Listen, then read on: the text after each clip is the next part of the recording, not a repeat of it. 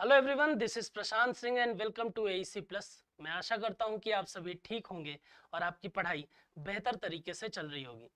देखिए, एक चीज़ याद रखिए कि संघर्ष भले ही हमारे जीवन में हो, लगातार हम अलग अलग चीज़ों से अगर परेशान भी हो रहे हैं तो इसका ये मतलब नहीं है कि सर वो संघर्ष जीवन भर चलता रहे और हम जिस परिस्थिति में आज हैं हम उसी परिस्थिति में हमेशा बने रहेंगे। इस चीज को समझाने के लिए मेरे पास जो लाइन है आपके लिए वो ये कि जिंदगी में तपिश कितनी भी हो, कभी हताश मत होना, क्योंकि धूप कितनी भी तेज हो समंदर कभी सूखा नहीं करते।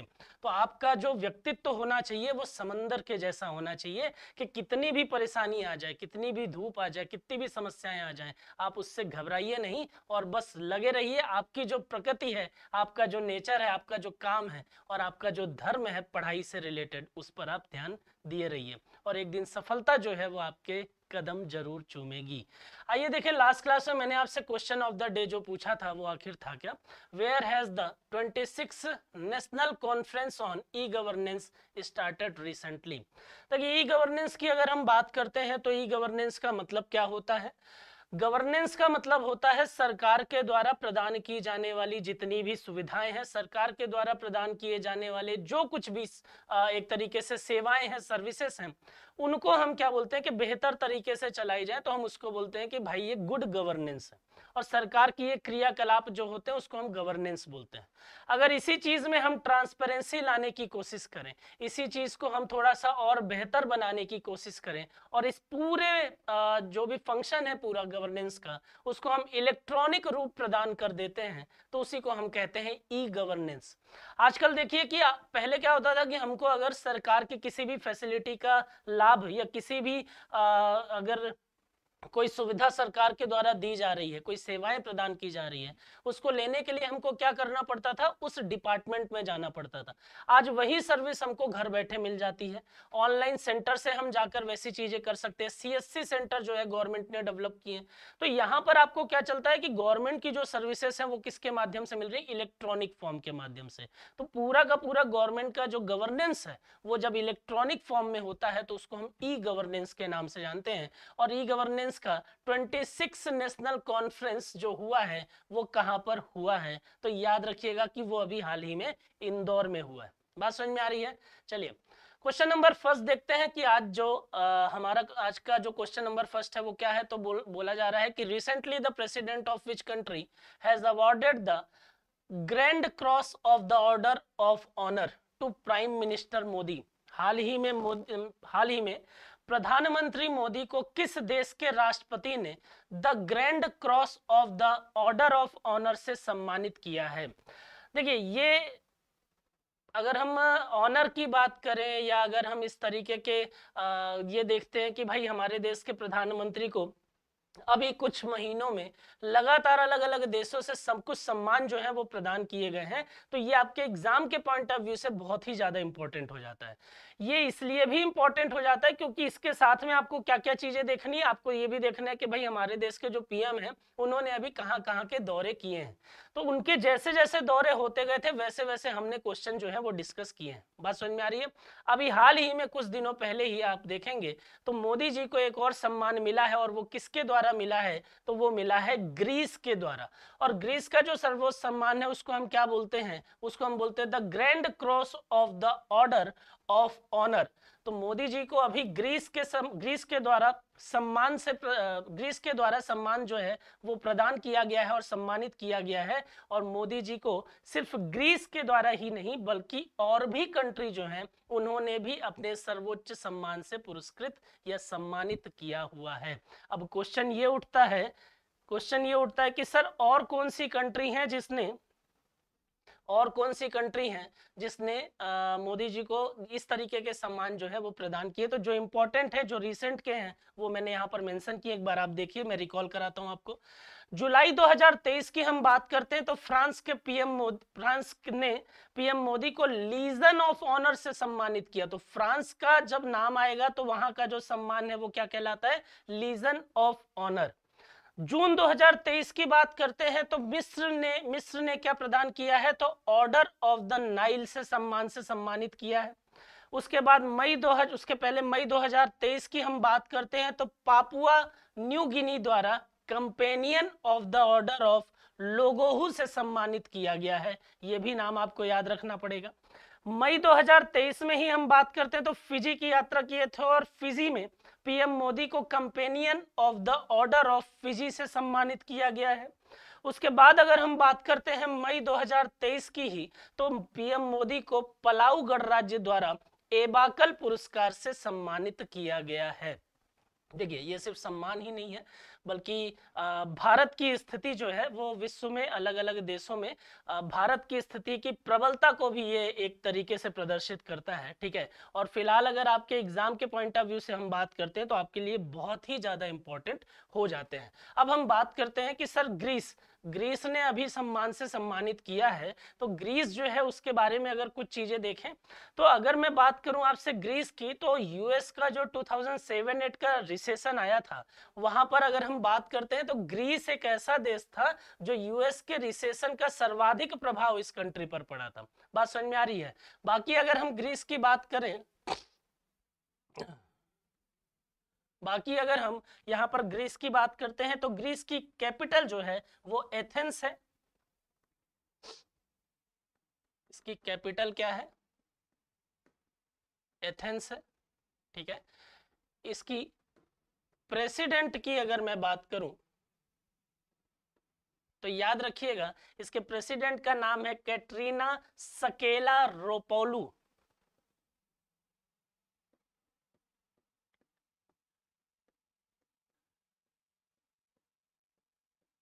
सकेलारोपोलू। ठीक है, तो याद रखिएगा ये कैटरीना सकेलारोपोलू जो है वो ग्रीस की प्रेसिडेंट हैं। ठीक है, इतनी चीजें जो है वो आप इसमें याद रखिएगा। क्वेश्चन नंबर सेकंड की हम बात करते हैं। क्वेश्चन नंबर सेकंड जो है वो क्या बोल रहा है कि which state government has recently issued a notification to ban plastic water bottles. हाल ही में किस राज्य सरकार ने प्लास्टिक की पानी की बोतलों पर प्रतिबंध लगाने की अधिसूचना जो है वो जारी की है? तो अगर मैं इसकी बात करता हूं तो याद रखिएगा कि अभी अभी एक डिसीजन लिया गया है असम गवर्नमेंट के द्वारा, और असम गवर्नमेंट ने ये बोला है कि भाई 2 अक्टूबर से हम क्या करने वाले हैं, 1 लीटर से कम जो बोतल होंगे, ठीक है, जैसे मान लीजिए कि आप देखते हैं कि 1 लीटर का वाटर बॉटल है, उससे छोटे वाले जितने भी वाटर बॉटल है 500 ml का हो या उससे छोटा हो, तो 1 लीटर से कम क्वांटिटी वाले वाटर बॉटल को क्या कर दिया जाएगा?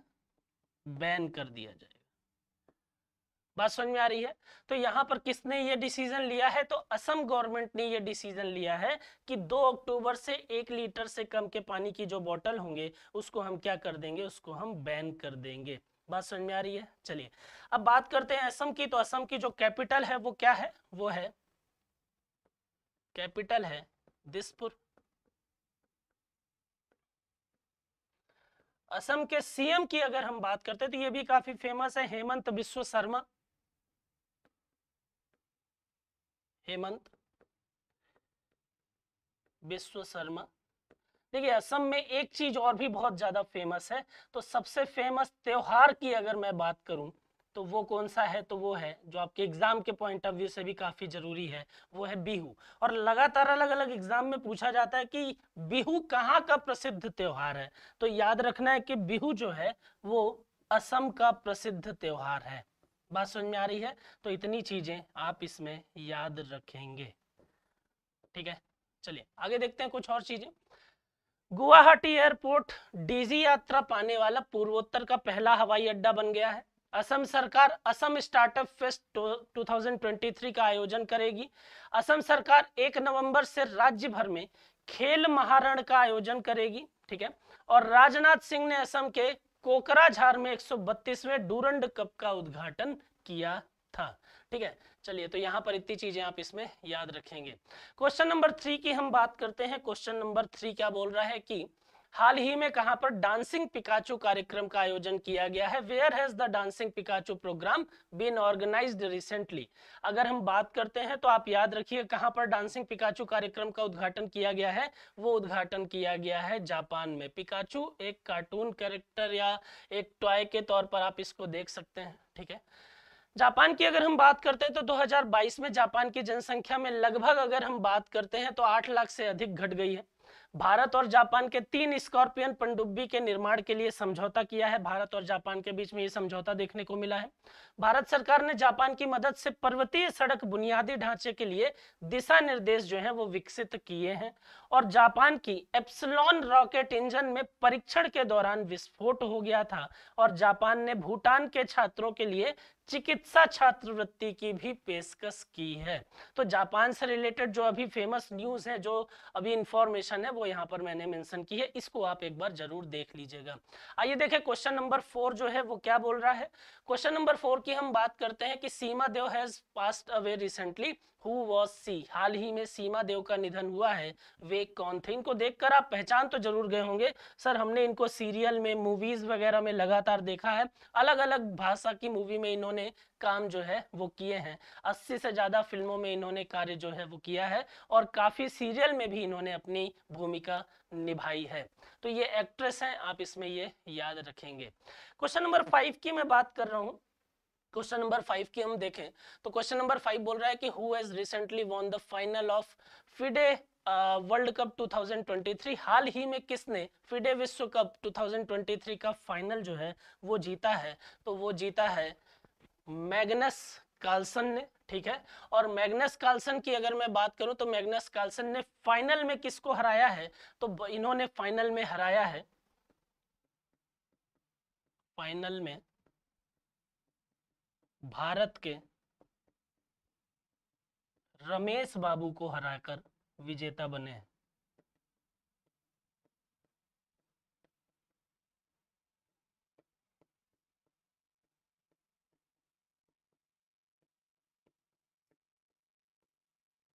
बने हैं, बात समझ में आ रही है। तो ये याद रखिएगा कि किसने जीता है, तो मैग्नस कार्लसन ने जीता है।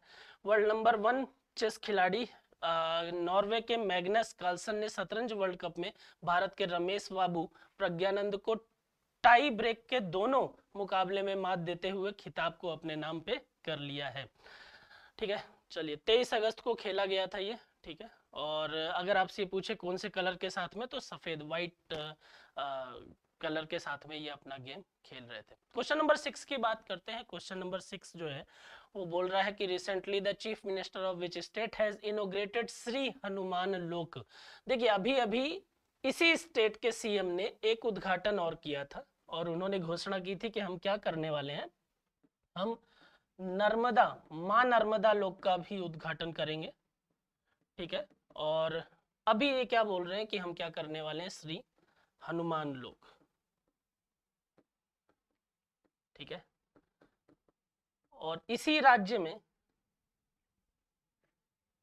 महालोक भी डेवलप किया गया।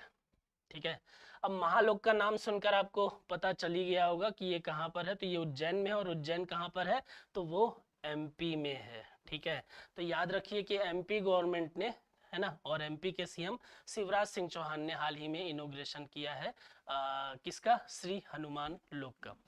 एमपी की अगर बात करें तो हाल ही में मध्य प्रदेश के मुख्यमंत्री ने श्री नर्मदा लोक का भी उद्घाटन किया है। मुख्यमंत्री सीखो कमाओ योजना जो काफी ज्यादा पॉपुलर हो रही है, ठीक है, का शुभारंभ मध्य प्रदेश में किया गया। उन्मेषा और उत्कर्ष उत्सव का आयोजन भोपाल में किया गया था। श्रीमती द्रौपदी मुर्मू जी जो है वो यहाँ पर पधारी थी।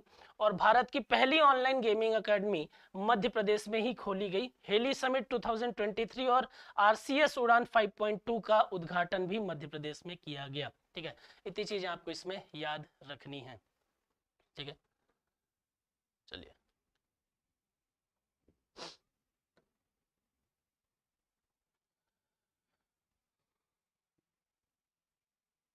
चलिए क्वेश्चन नंबर 7 की बात करते हैं। क्वेश्चन नंबर 7 जो है वो क्या बोल रहा है, तो क्वेश्चन नंबर 7 की अगर हम बात करें तो बोल रहा है कि विच स्टेट्स पेल्मा माइन। ठीक है, ये याद रखिएगा, ये नाम जरूर आप याद रखें। Which states Pelma mine will become the SCCL's first open cast mine to produce coal recently?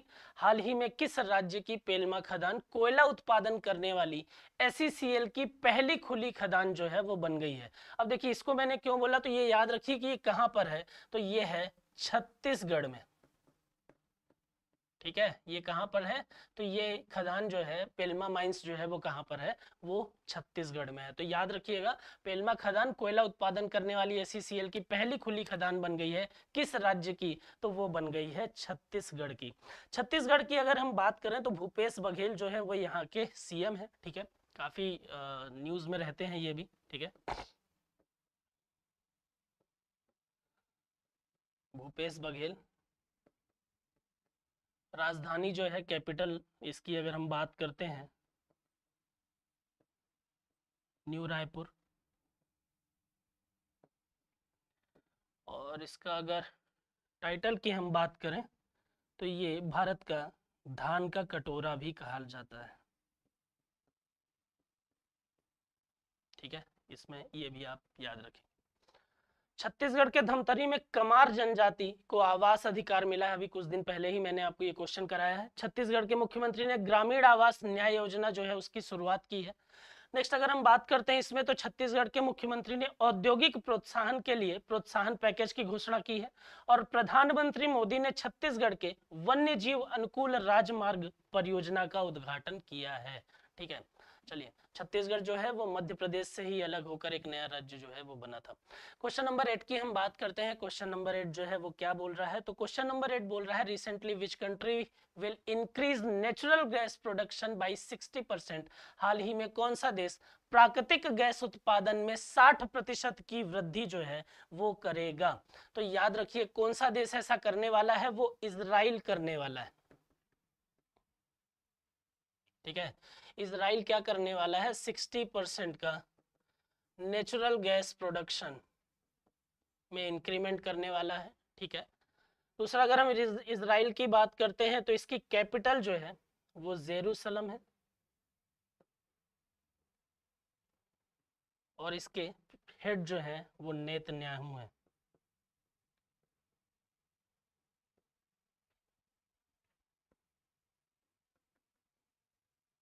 ठीक है, अगर हम इजराइल की बात कर रहे हैं तो इजराइल के पीएम जो है वो नेतन्याहू है। नेतन्याहू की अगर मैं पूरे नाम की बात करूं तो आपको अगर पता नहीं है तो आप याद रखिए, बेंजामिन नेतन्याहू। ठीक है, और इसकी कैपिटल जो है वो जेरूसलम है। इजराइल के साथ में भारत के संबंध जो है वो अभी कुछ महीनों में काफी उसमें सुधार देखने को जरूर मिला है। ठीक है, चलिए, यहाँ पर देखें तो इजराइल की संसद में न्यायपालिका के अधिकार छीनने वाला बिल जो है वो पास किया गया है। फिजी इजराइल में अपना पहला दूतावास खोलेगा। इजराइल ने नया ओफेक 13 जासूसी सैटेलाइट अंतरिक्ष में लॉन्च किया है। अडानी ग्रुप ने इजराइल में हाइफा बंदरगाह का अधिग्रहण किया है। इतनी चीजें आपको इसमें याद रखनी है। ठीक है, आइए देखें क्वेश्चन नंबर 9 जो है वो क्या बोल रहा है। क्वेश्चन नंबर 9 की अगर हम बात करते हैं तो बोल रहा है कि हाल ही में किस राज्य की कैबिनेट ने 18 अटल आवासीय स्कूलों को मंजूरी दी है? ठीक है, यहाँ पर तो फोटो देखकर आपको समझ में आ ही गया होगा। ठीक है, कि किस राज्य की हम बात करने वाले हैं? तो हम बात करने वाले हैं उत्तर प्रदेश की। और उत्तर प्रदेश सरकार ने अभी 18 अटल आवासीय स्कूलों को क्या किया है? उसकी मंजूरी दी है। ठीक है, इसको किया क्यों गया? अगर मैं इसकी बात करता हूं तो इसका ऑब्जेक्टिव जो है वो क्या है? इसके ऑब्जेक्टिव की अगर हम बात करें तो शिक्षा और सामाजिक न्याय के उद्देश्य से, मतलब लगातार राष्ट्र में लगातार उत्तर प्रदेश में शिक्षा और सामाजिक न्याय जैसी चीजों को बढ़ावा दिया जा सके।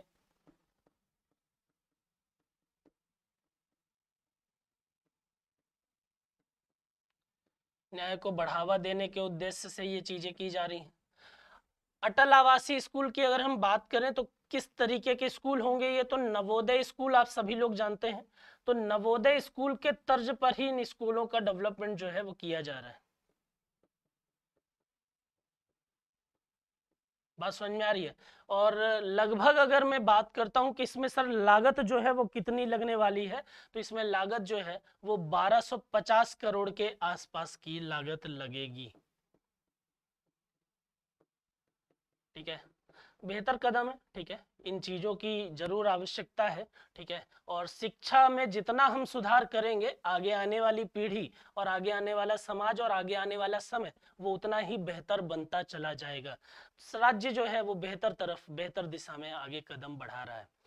उत्तर प्रदेश सरकार गोंडा में वनटांगिया ग्राम प्रशिक्षण केंद्र स्थापित करेगी। ठीक है, ये मैं आपको करा चुका हूं पहले भी। उत्तर प्रदेश सरकार अयोध्या में मंदिर संग्रहालय बनाएगी, ये भी हम डिस्कस कर चुके हैं। उत्तर प्रदेश का पहला ई ऑफिस सिस्टम कन्नौज में हुआ है, आपको पता ही है। उत्तर प्रदेश लगातार दूसरे वर्ष परियोजना के लिए बैंक से धनराशि प्राप्त करने पर शीर्ष पर रहा है, और सबसे ज्यादा कैंसर के मरीज जो है वो कहां पर देखने को मिले हैं, वो भी उत्तर प्रदेश में ही देखने को मिले हैं।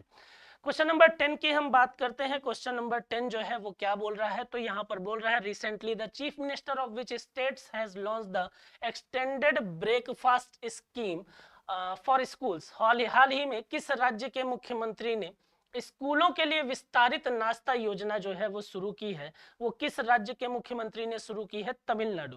देखिए, मिड डे मील की स्कीम जो है, अगर हम बात करते हैं तो मिड डे मील की स्कीम जो है वो तो लगातार हम अलग अलग राज्यों पर, अलग अलग पूरे भारत में अगर आप देखिए तो उसकी शुरुआत जो है वो कर दी गई थी। लेकिन तमिलनाडु सरकार के द्वारा अब मिड डे मील के साथ साथ अगर हम बात करें तो ब्रेकफास्ट स्कीम जो है उसकी भी शुरुआत कर दी गई है। बात समझ में आ रही है? और देश में सबसे पहले तमिलनाडु ने 1995 में मिड डे मील की शुरुआत भी की थी। तो ये भी एक चीज इसमें आप याद रख सकते हैं कि अगर हम बात करते हैं तो याद रखिए कि भारत में सबसे पहले तमिलनाडु ने ही 1995 में मिड डे मील या मध्याह्न भोजन के नाम से आप जिसको जानते हैं,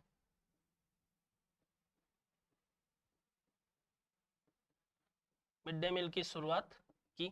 ठीक है, इसमें एक चीज ये आपको जरूर याद रखनी पड़ेगी कि अगर आपसे पूछ ले कि भारत का कौन सा राज्य है जिसने सबसे पहले मिड डे मील की शुरुआत की, तो वो और कोई नहीं बल्कि वो तमिलनाडु है, जिसने सबसे पहले ब्रेकफास्ट एक्सटेंडेड ब्रेकफास्ट स्कीम जो है उसकी शुरुआत की है। ठीक है, तो इसमें ये भी आप याद रखेंगे। तमिलनाडु की अगर मैं बात करता हूं तो तमिलनाडु के जो गवर्नर है उनका नाम है RN रवि। मैं पहले भी आपको बता चुका हूं। MK स्टैलिन जो है वो इसके CM है।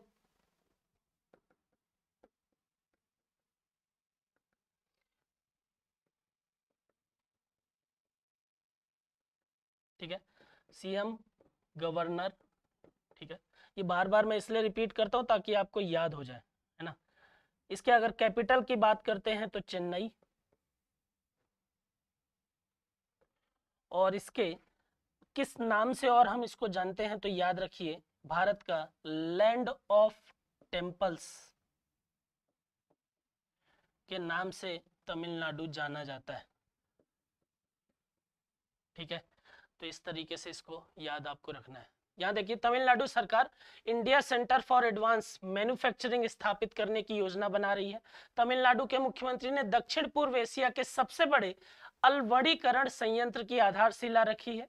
भारत में चेन्नई में पहली बार night street racing circuit launch किया गया है। और कन्याकुमारी के मैटिकेले जिसको आप और किस नाम से जानते हैं, बेबी बनाना के नाम से भी जानते हैं, और किस नाम से जानते हैं आप इसको, क्रोकोडाइल फिंगर बनाना के नाम से जानते हैं। उसको GI टैग भी मिला है। ये सारी चीजें हमने की है तमिलनाडु के बारे में आपको इतनी। यहाँ देखिए, तमिलनाडु सरकार India centre for advance manufacturing स्थापित करने की योजना बना रही है। तमिलनाडु के मुख्यमंत्री ने दक्षिण पूर्व एशिया के सबसे बड़े अलवड़ीकरण संयंत्र की आधारशिला रखी। और भारत में चेन्नई में पहली बार नाइट स्ट्रीट रेसिंग सर्किट, अभी कुछ दिन पहले ही मैंने आपको ये कराया है कि लॉन्च किया है। और कन्याकुमारी के मैटिकेले को GI टैग मिला है। और मैटिकेले के बारे में मैंने आपको बताया था कि इसको और किस नाम से आप जानते हैं, तो इसको आप बोलते हैं कि सर ये बेबी बनाना है।